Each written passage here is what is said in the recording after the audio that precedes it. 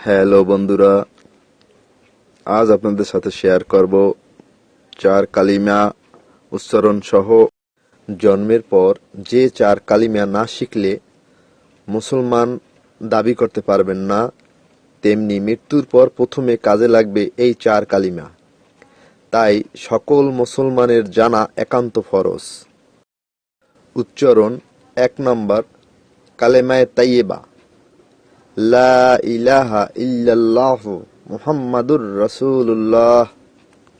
2 number কালেমায়ে শাহাদাত, আশহাদু আল্লা ইলাহা ইল্লাল্লাহু ওয়াহদাহু লা শারীকা লাহু ওয়া আশহাদু আন্না মুহাম্মাদান আবদুহু ওয়া রাসূলুহু।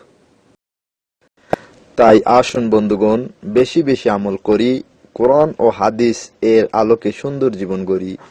আল্লাহ তাআলা আমাদের সকলকে নেককার ঈমানদার বান্দা হিসেবে কবুল করুন, আমিন। আমার ভিডিও ভালো লেগে থাকলে লাইক, কমেন্ট, শেয়ার করুন।